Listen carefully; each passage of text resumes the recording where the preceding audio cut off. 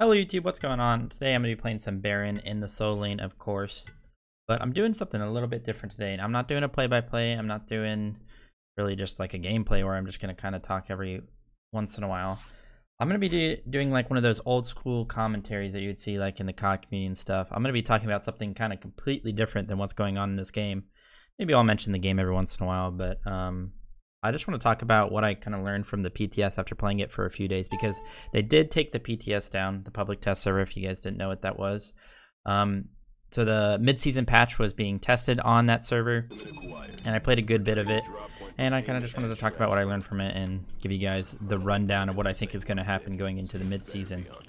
So yeah, if you guys like this type of video, let me know, and maybe I'll do more of them in the future. But I don't think I've ever really done this besides maybe when I first started playing Smite and I tried it out. Sometimes it's hard to focus on the game and talk about something like a third party subject or something like that. So, but that's why I picked a mage. I kind of just picked Baron because I figured I could just click my buttons and not really have to worry too much, and I probably wouldn't have to fight too hard. But yeah, so hopefully this game goes long enough where we can talk about everything. And we're going to be starting off with Mage's Blessing. I always do that on Baron. But anyway. So the first thing I want to talk about, what I learned from the mid-season PTS, is of course about the solo lane, because I think that's why a lot of you guys watch me, and that's what I know most about. So the solo lane item changes, Glad Shield and Berserkers are now reworked. They're not going to be healing items. They are tier 3 items now, and they're completely different. Glad Shield, basically, it's kind of like a Bluestone or a Mage's Blessing, where you do extra damage if they're below 50%. You get a little bit of physical damage on your abilities when you hit them. Let me go full screen real quick. And then Berserkers is also just like basically a bruiser damage item as well. I think they're both actually decent items, but I don't think they're going to be like the meta shaping items that they once were, you know. I'm going to level my one first just because it has a low cooldown. I don't think they're going to be meta shaping items they once were. And the thing about Glad Shield and Berserkers is that they kind of made a lot of warriors what they were, right? Like Arthur was such a good pick and was like top of the meta and dominated everything because he could completely win lane like every single time without even really having to try with Glad Shield. And then also, if you ever fought towards an Arthur like at the blue buff and stuff, that like the solo lane actually had an impact on the game is what I'm trying to say. Like if you fought at the blue buff and the Arthur like carried the fight with his Glad Shield, which he easily could, then it was really bad for you, right? And it kind of, those two items alone kind of made the warriors a lot better than they probably are, is what I'm trying to get at, right? There's some characters like Amma and Nike that I think were already pretty good that didn't really need it, but those are team fighting warriors anyway. And if somebody plays a Nike or an Amma, you could easily play like a Guardian into them and do just fine, and maybe even do more work late game, right? So the point of this is that I think what this says about the meta going into the mid-season patch is that there's going to be more of a Guardian Mage meta. I think there's going to be some warriors that are probably pretty good and maybe even get better with the changes, like Amma, Vamana, Hercules even. Not so much Nike because the item changes kind of counter her with the anti-shield items. That's kind of what I think the meta is going to be like, though. I think it's going to be a Guardian and Mage meta now, and I think Warriors are going to kind of fall off a bit, especially with the tank shredding items and the rest of the stuff I'm going to talk about. His ability's down. I should be able to get a lot of damage here. Oh, no, he backed up. So yeah, that I think solo lane is going to be that. I also think that Rat changes. Rat is going to be absolutely OP, and I think every role, possibly even support, to be honest. He is just a little overtuned. His acorns are a bit ridiculous. Like, I think every single one is probably a bit overtuned. I think the best ones, I think for jungle, he's gonna dash. Go off. That's weird. I think for jungle, the one where you get extra acorns and you get a stun off is like absolutely nutty. Get it? And even the crit acorn is good as well. That early crit that you get from it is pretty ridiculous. And then you can also crit on your one, but it counts as the crit damage counts off like your dash damage on Rat, so you can crit for a ton. I got crit for I think 1200 the other day off of a Rat dash, which is crazy. So yeah, Rat's going to be a bit overtuned, and he'll probably be dominating the meta for a little bit if they don't change him at all in pretty much every role. What else? We got mages. So the mages, I mean mages already were ridiculous in my opinion. I think mages were their items and the gods that were specifically good, like Persephone and Merlin, were just ridiculous, right? And they even get better because there's this new change to Spear Magus on the mid-season patch where it's basically like old Shaman's Ring, but you get 110 power and 10 pen. Might be able to kill this guy. Nice, we got him. 110 power, 15 pen, I think. No, 10 pen, not 15. For, I think, only 2450 gold, which is like, just for the base stats. Like, if you didn't have a passive on it, you would still buy that item for just the base stats for that cheap of gold. So, Spear of the Magus, I think, is going to make mages even better, and they were already really, like, crazy.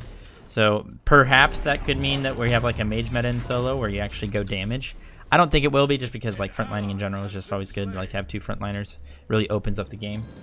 But mages are going to be even better next patch, I think, so we can look forward to that if you're a mid player, or maybe you just like playing mages in solo.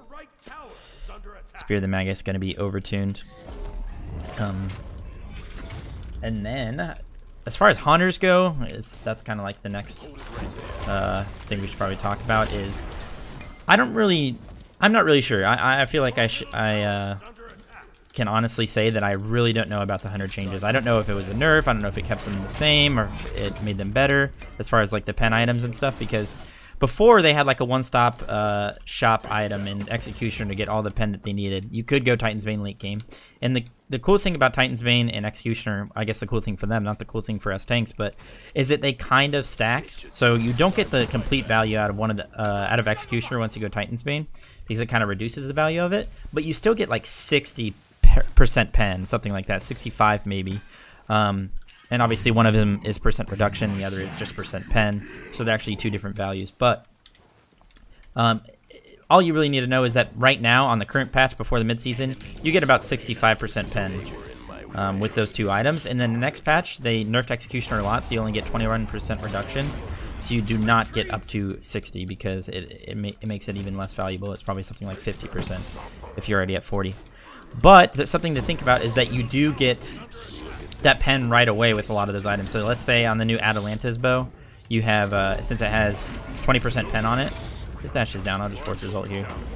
There it is. Since you get the pen right away, that means your first 3 autos are going to have the pen, like, from the get-go, right? With Executioner, you actually have to stack it up. He thinks he's unkillable here. You are not unkillable, buddy. Unless I miss, you are unkillable. So that's the cool thing about those items. Is that a Thanatos ult? Let's look at Zulu. So that means, like, if you have crit with those items, if you have like, let's say you have a fully stacked Rage and a Deathbringer, and you get like 3 autos off in a tank, and you have that 40% pen right away, like, those autos will be more valuable than they are this patch when you have to, like, stack up the Executioner first to get the tank shred, if that makes sense. So there is some value in that. I do think in general that the fact that Executioner is not as potent as it was is a nerf to their builds, but I think some of the other items got a lot better in. We'll just have to wait and see. The only problem that I can see right now is that the mage ADCs also got a lot better, especially with the fact that Ring of Hecate is now a thing. Ring of Hecate is like just like ridiculously overstated, and the passive on it makes it really insane. What the heck? Why are there 3 people here? Oh my goodness.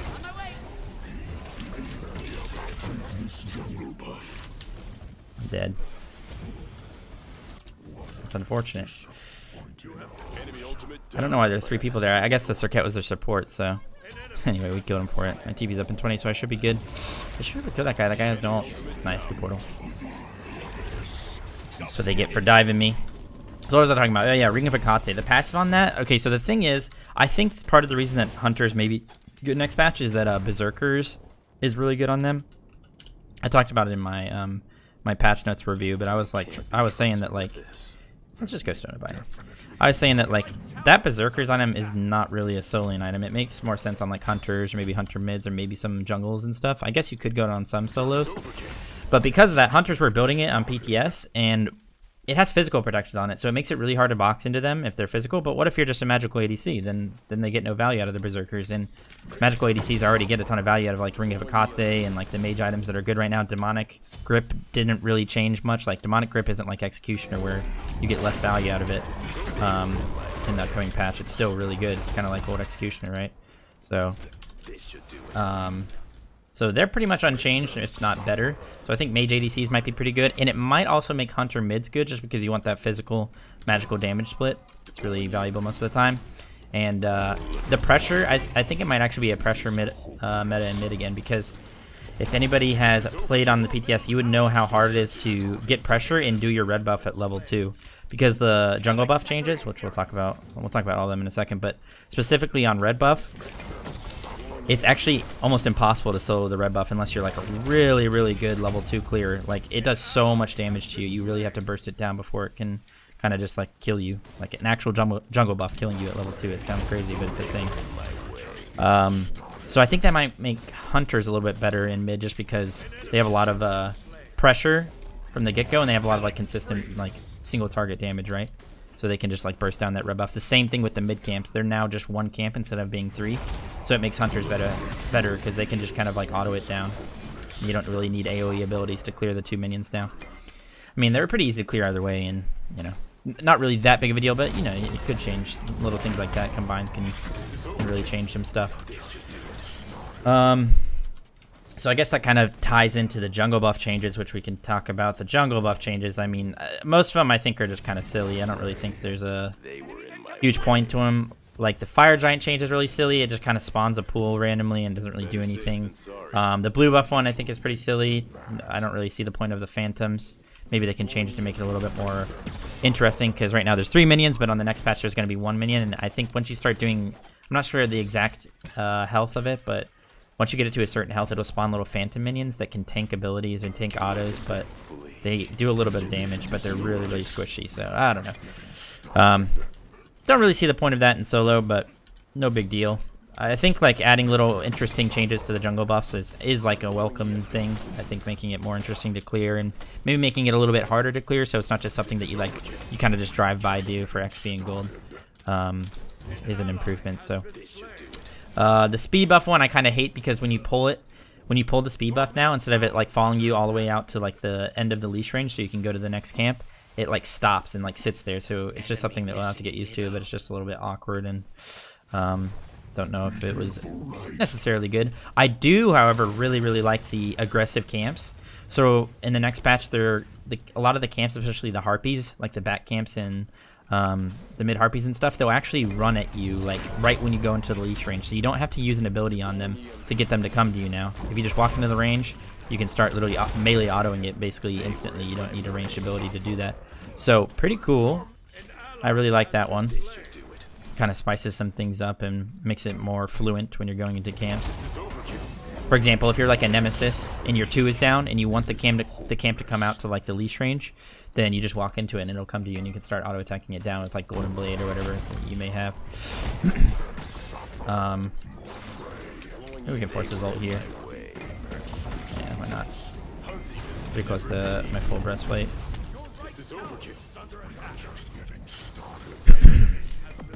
I don't know if the jungle buff changes are going to really change the metas all that much as far as gods are concerned. I think in solo lane, like if you fight around a blue buff and you're like Neja, it's pretty cool because you can ring bounce, like, I'm going to tell him to get that. You can ring bounce off of the blue buff and hit the enemy like god, and it will just bounce so much and you'll get so much damage off, but I didn't get my beads there, unfortunate. They have a lot of physical damage, so I just go breastplate, and cooldown's really nice. No, it's not F6. I got stuff to talk about. Plus, we can win this game once I end up focusing. And what else is there to talk about, really? I mean, I think the biggest thing is that I think like mages are just like going to be ridiculous. I think, especially with Spear of the Magus everywhere. They might mage ADCs might be a little bit overtuned. This guy's ult is still down. But his dash is up? He does have pestilence.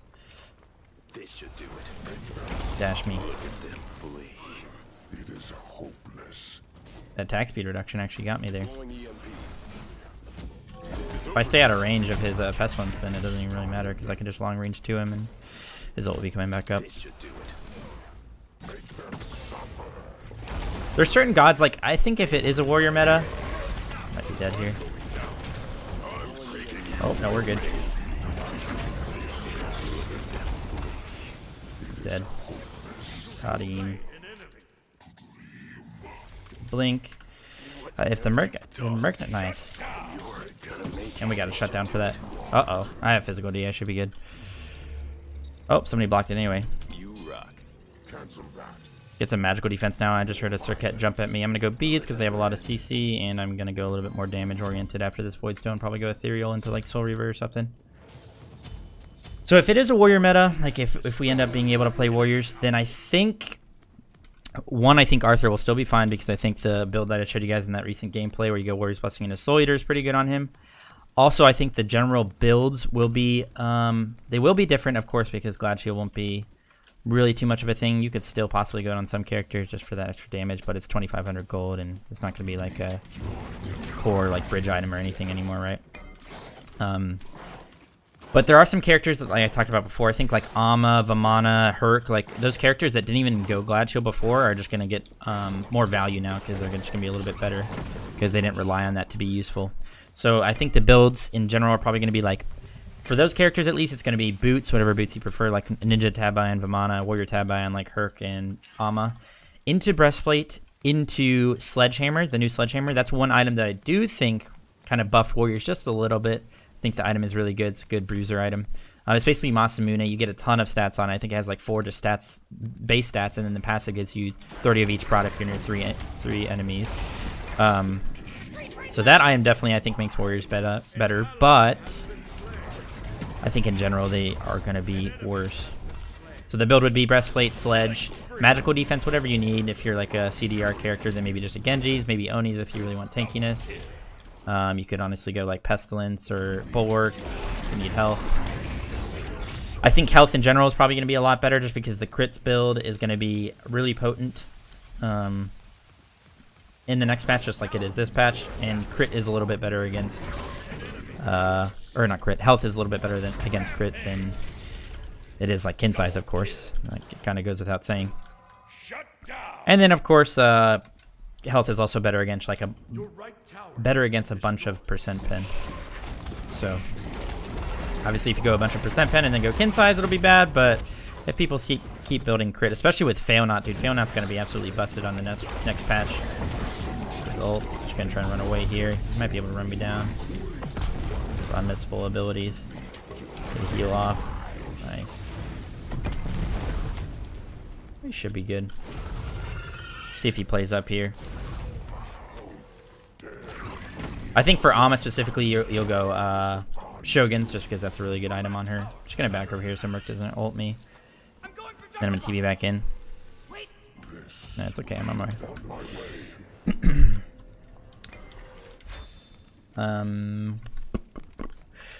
But yeah, I think in general it's just the Warriors will be a little bit worse just because they won't have that huge like power spike bridge item in Glad Shield or Berserkers where if you just like gank them it's going to be impossible. I do think Warriors Blessing is actually better than it was before. You are so tanky. I don't have it. You are so tanky with these 25 of each brat, and you also do a lot of damage with the true damage that you randomly get every like 10 seconds, even in team fights, in lane, but especially in team fights. So I do think it can open up the meta a little bit for solo because there might be some scenarios, or maybe just in general it might work, where you can go Warrior's Blessing into damage items just because it's basically a damage or a defense item in its own. Like 700 gold for 25 of each brat, 75 health, and some good true damage values and stuff. Like I think that might allow for some crazy builds to occur, and maybe even like a crazy meta where you see mages, some assassins, maybe some other stuff.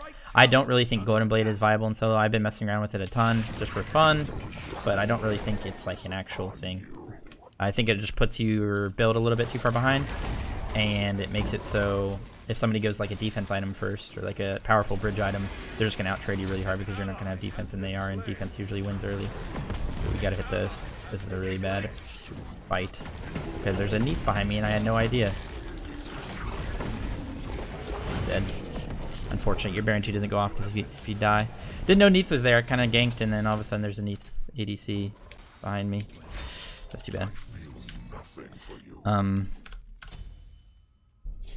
But if it is not a warrior meta, it's going to be because the characters that like in solo, especially the Guardians like Terra, Jingten, Sobek, all those characters, like they were already decent, but the problem was if you were against somebody that could abuse Glad Shield really well and you like try to defend a blue buff, they would just completely dominate that fight, right? And now they won't really be able to do that, so those characters will get a lot more value. Not only like if you have a physical jungler plus a, you know, like a Guardian solo, there's the damage split, so if your jungler ever ganks, you're going to have magical damage and physical damage on them, so it's really hard to build into that, like defense-wise, except for maybe like Stone of Gaia might be the build next patch for Warriors, if you're against a Guardian and a physical jungler. That way you get at least like a ton of health, and that doesn't really get countered by them. But either way, they're going to have a really good fight at those blue buffs. It's not going to be dominated by those Glad Shield or Berserker Warriors, so they're going to be a lot more viable. Totem is still going to be really important, so I think that will kind of encourage a little bit of warrior play. That's the only reason I personally think that that warriors may still be viable, just because totem is so like such a valuable thing to have for your team, and it adds up. Like if you're a warrior and you're against a low pressure guardian, you basically instantly get every totem, because it's really hard for guardians to clear totems in general, just because like they don't really have a lot of good auto attack damage. It's not very consistent. So because of that, the warriors kind of always get the totem, and if you get like 10 totems, that's basically like a gold for your team. It's really, really good for your team, especially your mid laner as far as like the mana goes and everything like that. Oops, missed that. Just gonna clear this left wave because I kind of figured they'd be grouped right, trying to push. Kind of a guess though, but it paid off. And the thing that sucks is like I wanted to make a video for you guys where I would talk about like the builds, what I think would be meta, like the top 5 gods, all that, but they kind of took the PTS down pretty early, and it was really hard to tell, like it was really hard to get a feel for things completely, like what are the best gods, because whatever I played I was kind of just like owning with, you know. If I got to do some like in-houses with some pro players and stuff, maybe I could have, but it was a little too short-lived, if I'm being honest, as far as the PTS goes. They are pushing that down. My team decided to fight into the fire, which is unfortunate. That guy died to tower. I don't think they're going to push this Phoenix now. Maybe they will if they have a minion wave. Maybe we focus up and try and win the game, because I don't have much more to talk about. Backflip. I wonder if his beads are down. Might be able to catch up to him, no big deal. At least we were able to defend that.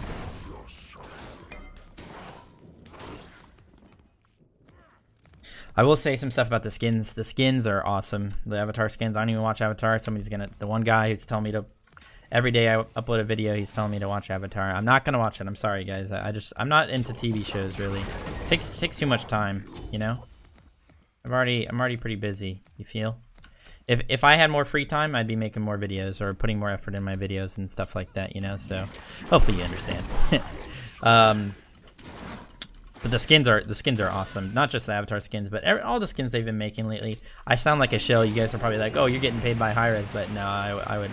First of all, I would tell you guys if I were, but just like in general, like I've never been a person to care about, like, the way I see it is whenever you buy a cosmetic in a game, it's literally just like a different colored pixel, right? You're just like playing a game with pixels and they're different colors and maybe they look a little bit cooler and blah blah blah. Like that's how I've always felt. Like especially people who play like. People would pay like $1,000 for a CSGO skin, like a knife or something. And it's just like, come on, it's just like, I know it looks cool and it's art and all that, and like we should support artists and all that, but at the end of the day, it is really just a different colored pixel for like that amount of money. It's just ridiculous. But honestly, I can honestly say that like for the past maybe year, the art and like the skin game in Smite has just been so cool that it's actually like made me want to like buy the skins and made me like want to play with them and try them out and just like support the game. And I don't know, maybe that's just me, but I do enjoy them, and it kind of just gets better and better. Like Avatar is being released, like that is a pretty big deal. I barely didn't get hit by that. I'm just gonna try and peel here. You want to do that a lot of time as Baron. I root in.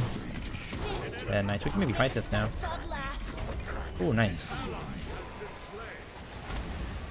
Oh, I'm so slow, dude. No, he threw him away. Why did he throw him away?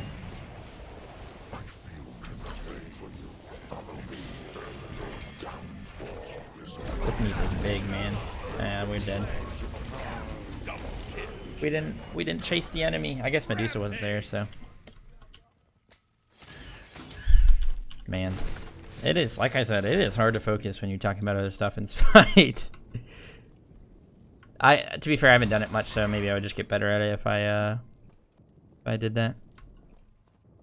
If I did it more. Oh, something I forgot to talk about was the jungle shrine. Okay, I don't know if you guys watched the gameplays or like saw anybody else playing with it. What the heck is so funny? Walks in and autos an Aegis. Ooh, unfortunately, he almost got him.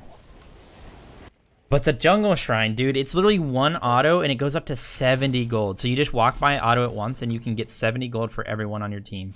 And 70 times 5, that's 3,500. Well, not 3,500, 350, but 35. 350. That's just, I mean, what is that? I don't really get that change. Like, it's just another thing that you drive by for a bunch of gold. Like, even before, like, it's just like a shrine that you auto 3 times and you get it, but at least it didn't give you a ton of gold. It was just something like, hey, can you hit this? I'll get my item, or hey, can you hit this? I'll get an extra ward or a pod or anything like that. But 70 gold, like, for one auto, that's just, I feel like kind of unnecessary. It seems like a silly thing to just like have, just like, you know, just like kind of just be, it's such like a passive thing, you know? Doesn't really, it's not really interactive, and the only cool thing about it is that you have to kill jungle camps to get it like stacked up, but like you kind of just do that anyway, right? Like you're clearing jungle camps anyway, so there's not really like, you're not clearing the jungle camps so you can get your jungle shrine stacked up, you know? Like it's like part of the game is to clear jungle. So what? Okay. Apparently that guy was getting lethal.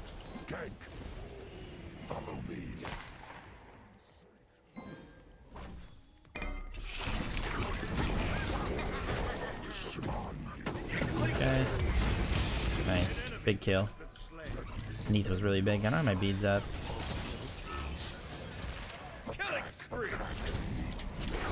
Let's group up and get in there, boys. He's gonna merc ult me.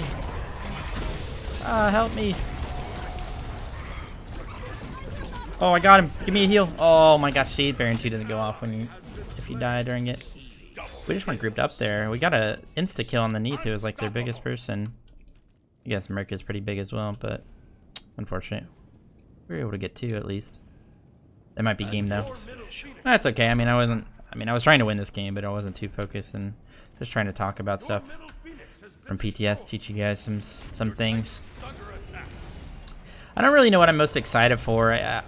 I wish that they made a couple more changes to solo. I wish they took TP out of the game.